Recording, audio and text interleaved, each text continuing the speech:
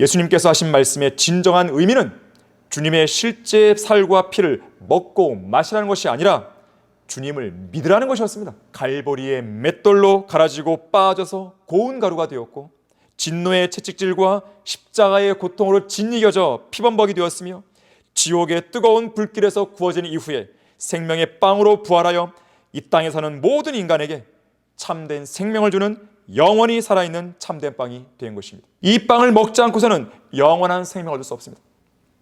하나님의 초청을 거절하지 마십시오. 어쩌면 이 영상이 여러분을 향한 마지막 초청일지도 모릅니다.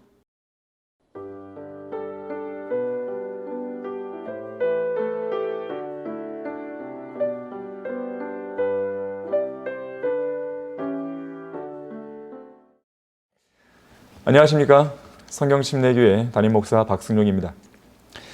이번 정통교리 강좌에서는 먹고 사는 것보다 더 중요한 문제는 없다는 이 제목으로 강의를 하겠습니다. 인류의 불행과 저주, 먹는 것에서 시작되었습니다. 최초의 인간이 먹지 말아야 할 열매를 먹었을 때 죄와 사망이 이 땅에 들어왔기 때문입니다. 주 하나님께서 그 사람에게 명령하여 말씀하시기를 동산의 모든 나무에서 나는 것을 내가 마음대로 먹을 수 있으나 선과 악의 지식의 나무에서 나는 것은 먹지 말라. 내가 거기서 나는 것을 먹는 날에는 반드시 죽으리라 하시니라. 먹느냐 먹지 않느냐 그것이 문제로다. 이것은 생사가 걸린 문제였는데 먹으면 죽음이요 먹지 않으면 영생인 것입니다. 만일 첫사람 아담이 금지된 선과 악의 지식의 나무에서 나는 열매를 먹지 않았다면 마음대로 먹을 수 있게 허용된 생명나무의 열매를 먹고 주 하나님과 영원 무궁토록 살면서 이 땅을 다스리고 다산하며 번성해 나갔을 것입니다. 만일 그렇게 되었다면 성경의 기록은 남자와 그의 아내가 둘 다 벌거벗었으나 부끄러워 아니하더라. 창세기 2장 25절 말씀 뒤에 이러한 문구가 추가로 기록되면서 그 기록은 끝났을 것입니다. 또 하나님께서 친히 창조하신 그들은 동산 가운데 있는 생명나무의 열매를 먹으며 주 하나님과 영원토록 행복하게 살았더라. 그러나 행복은 없었습니다. 오히려 먹는 문제에서 시작된 불행은 또 다른 문제를 낳게 되었는데 그중 하나가 바로 기근입니다.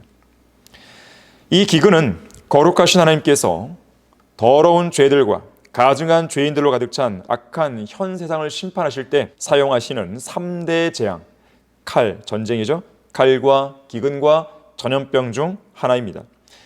먹지 말아야 할 열매를 먹음으로써 시작된 그 저주가 먹을 수 있는 것들을 먹지 못하게 만드는 기근의 형벌로 이어진 것입니다. 특히 지구상에서 인류가 겪을 수 있는 최악의 자연재해 중 하나가 기근이라고 하는데 그 이유가 있습니다. 왜냐하면 그 재앙이 가져온 기아와 영양 실조로 인한 죽음은 매우 광범위하게 일어나기 때문이고 그 기근이 진행되는 속도가 상당히 느리며 그 과정이 심히 고통스럽고 특히 어린아이들과 노인들에게 가장 큰 타격을 주기 때문입니다.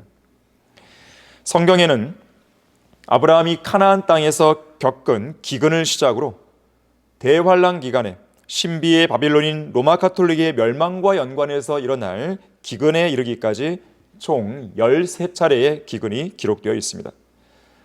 인류 역사상 가장 심각한, 가장 처참한 최악의 대기근은 1958년과 1960년 사이 중국에서 일어났는데요.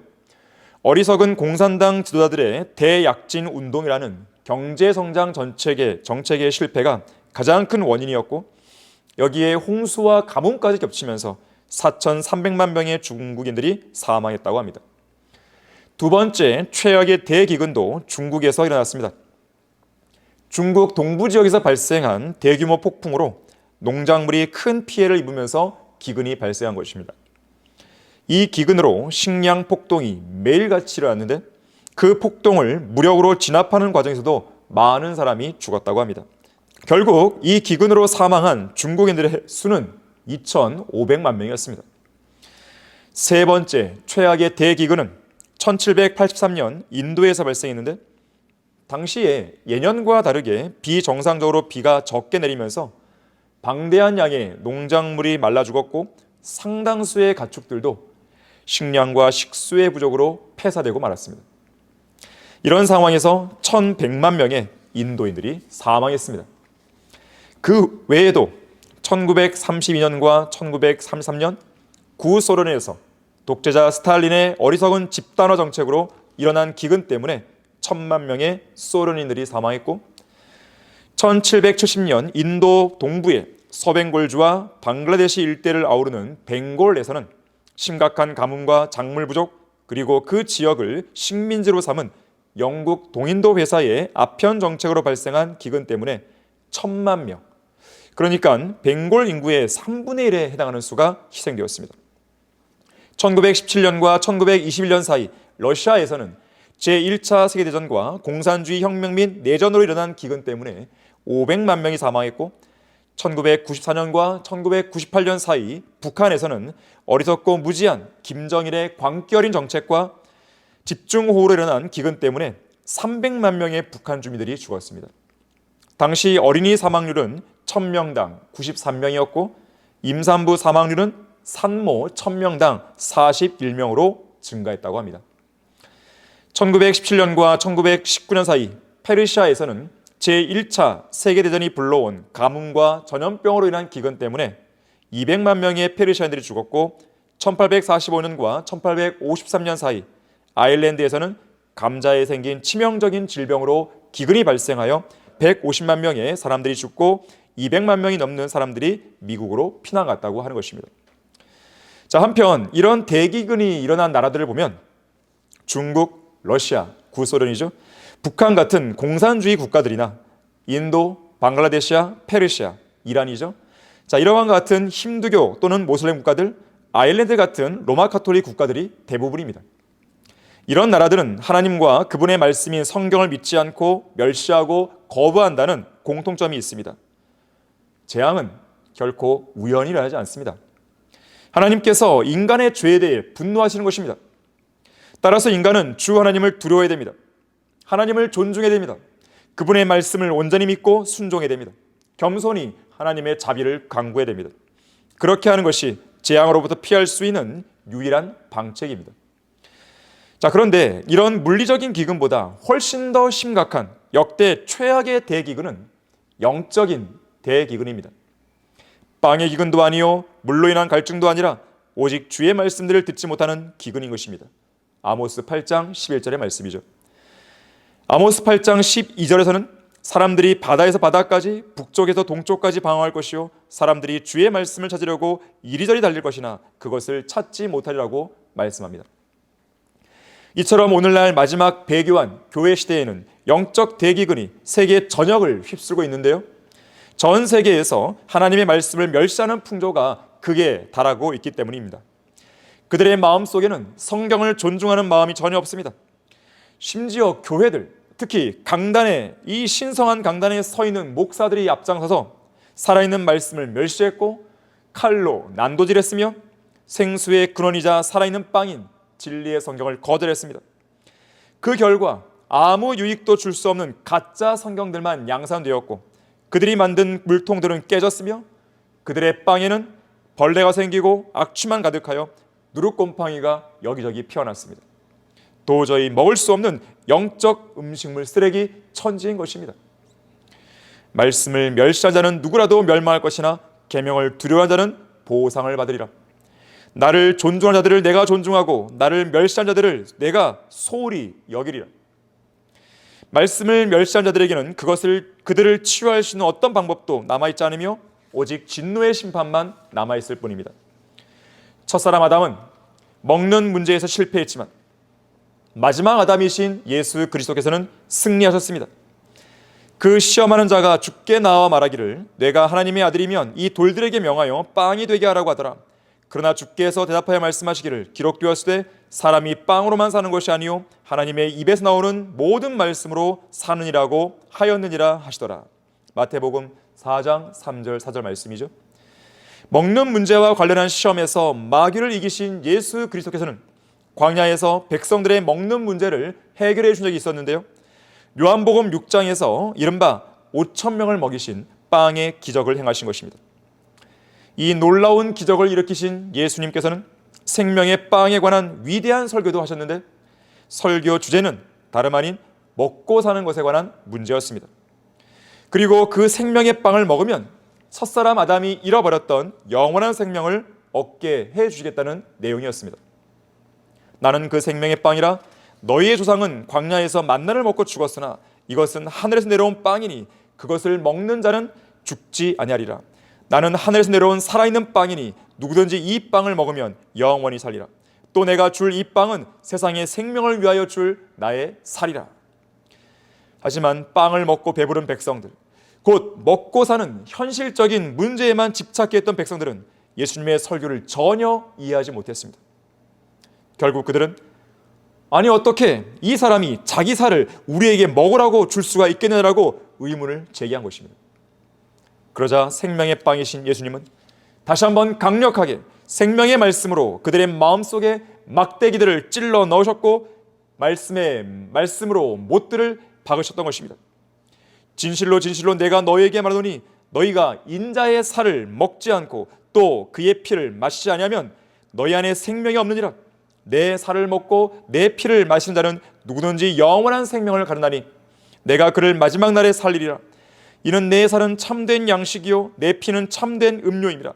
내 살을 먹고 내 피를 마시는 자는 내 안에 거하며 나도 그 사람 안에 거하느니라. 살아계신 아버지께서 나를 보내셨고 내가 아버지로 말미암아 사는 것 같이 나를 먹는 그 사람 역시 나로 말미암아 살리라. 이것은 하늘에서 내려온 빵이라. 너희 조상이 만나를 먹고 죽은 것과 같지 아니하니 이 빵을 먹는 자는 영원히 살리라. 그러나 예수님의 입에서 나오는 이 강력한 성령의 칼에도 불구하고 전혀 깨닫지 못하는 백성들은 주님을 떠나고 말았습니다.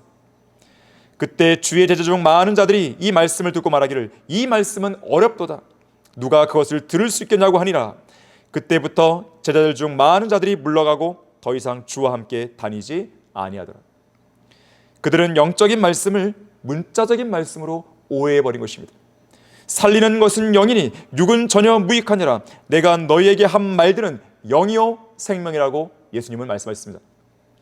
성경에 관한 한 완전히 문외한들인 로마 가톨릭의 교황이나 추기경, 주교, 신부 등도 무지한 유대인들의 전철을 그대로 밟았고 소위 그들의 성만찬에서 빵과 포도주를 예수 그리스도의 실제 살과 실제 피로 생각하며 매 주일 아침 11시마다 인육을 먹는 식인의식을 즐기고 있습니다.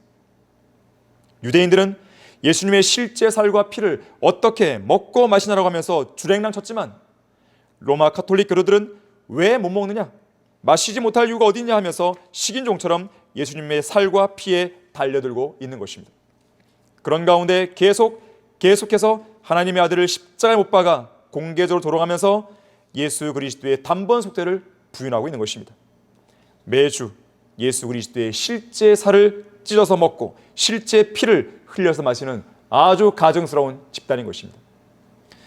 예수님께서 하신 말씀의 진정한 의미는 주님의 실제 살과 피를 먹고 마시라는 것이 아니라 주님을 믿으라는 것이었습니다. 이것이 하나님의 일이니 즉 그분이 보내신 이를 너희가 믿는 것이라. 내가 생명의 빵이니라. 내게 오는 자는 결코 배고프지 아니하며 또 나를 믿는 자는 결코 목마르지 아니하리라. 또 이것이 나를 보내신 분의 뜻이니 아들을 보고 그를 믿는 사람은 누구나 영생을 얻게 하는 것이라. 그리고 내가 그를 마지막 날에 살리리라. 진실로 진실로 내가 너에게 말하노니 나를 믿는 사람은 영생을 가졌나니. 예수님의 설교를 전혀 오해하지 않았던 베드로는, 제대로 알아듣고 제대로 깨달은 베드로는 이렇게 고백했습니다. 주여, 주님께는 영생의 말씀들이 있나이다. 우리는 주께서 그 그리스도 곧 살아계신 하나님의 아들이심을 믿으며 또 확신하나이다. 영생의 말씀들을 지니신 생명의 빵, 바로 그 예수 그리스도를 자신의 구주로 믿으면 그 누구라도 영원한 생명을 얻게 되는 것입니다. 보통의 빵은 밀로 만들어지죠. 밀이라는 곡식을 빻아 고운 가루로 만든 이후에 이 가루를 물에 반죽하고 이겨서 불에 얹어놓고 구웠을 때 빵을 얻을 수 있는 것입니다. 그러나 생명의 빵을 만드는 이 밀은 이 땅에서는 결코 찾아볼 수 없는 밀입니다. 하나님께서 하늘의 곡식인 만나를 광야의 백성들에게 내려주셨듯이 생명의 빵과 그 빵을 만드는 이 하늘의 밀은 이 땅이 아닌 저 셋째 하늘에서 내려왔습니다. 우주 끝에 있는 유리바다를 건너 이 땅으로 내려온 것입니다. 그리고 이 땅에 떨어져 죽음으로써 수많은 나달로 이루어진 풍성한 열매들을 맺었는데 갈보리의 맷돌로 갈아지고 빠져서 고운 가루가 되었고 진노의 채찍질과 십자가의 고통으로 짓이겨져 피범벅이 되었으며 지옥의 뜨거운 불길에서 구워진 이후에 생명의 빵으로 부활하여 이 땅에 사는 모든 인간에게 참된 생명을 주는 영원히 살아있는 참된 빵이 된 것입니다. 이제 그 누구라도 이 빵을 먹으면 영원히 삽니다. 이 빵을 먹을 수 있는 기회는 어느 누구에게든지 공평하게 주어져 있습니다. 누구든지 그를 영접한 사람들에게는 하나님의 아들들이 되는 권세를 줬으니 즉 그의 이름을 믿는 사람들이라고 성경은 말씀합니다. 18세기에 일어난 프랑스 혁명은 빵의 평등권과 밀접한 연관이 있었습니다. 사실 혁명이 일어나기 전까지만 해도 빵은 정치적인 도구였고 사람들의 계급을 나누는 수단이자 권력이었다고 합니다. 농민들은 거친 호밀이나 보리로 만든 딱딱하고 거무스름한 빵만 먹을 수 있었고 흰색의 부드러운 빵은 귀족들의 주식이었습니다.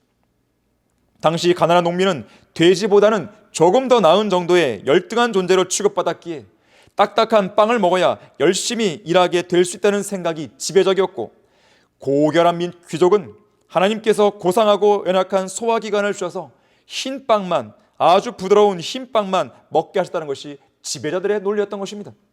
말도 안 되는 이야기죠. 그러다 보니 농민들은 부드러운 흰 빵을 먹는 것이 발각되면 하나님의 뜻에 어긋날 뿐 아니라 사회적인 윤리와 기강을 해쳤다는 이유로 범죄자가 되어 처벌을 받았습니다. 그런 와중에 프랑스 혁명이 일어났습니다. 시민들은 빵을 달라, 빵이 아니면 죽음 달라고 외쳤습니다. 물론 이것은 단순히 먹을 것을 달라는 외침이 아니었고 제대로 먹을 수 있는 빵, 곧 빵의 평등권을 달라는 일성이었던 것입니다. 이에 그들은 빵의 평등을 실현하기 위해 오직 한 종류의 빵만을 만들어 팔아야 한다고 선언했고 그 일환으로 부유한 귀족들이 먹는 고운 밀가루로 된 흰빵이나 가난한 농민들이 주식으로 삼는 거친 호밀로 된 검은 빵을 더 이상 만들지 말라는 조항이 제정되었습니다. 이후 혁명이 일어난 지 4년이 되었을 때 프랑스 정부는 빵의 평등권을 인정했습니다. 그리고 길이는 80cm, 무게는 300g으로 제한하라는 빵의 형태에 관한 법률도 제정되었습니다. 이때부터 프랑스의 모든 빵가게에서는 오직 한 종류의 질 좋은 빵, 곧 누구나 평등하게 먹을 수 있는 빵만을 만들어야 되는데 그렇게 해서 생겨난 것이 오늘날 사람들이 즐겨 먹는 바게트입니다. 하나님께서는 누구나 평등하게 먹을 수 있도록 생명의 빵을 제공하셨습니다. 이 빵을 먹지 않고서는 영원한 생명을 얻을 수 없습니다. 하나님의 초청을 거절하지 마십시오.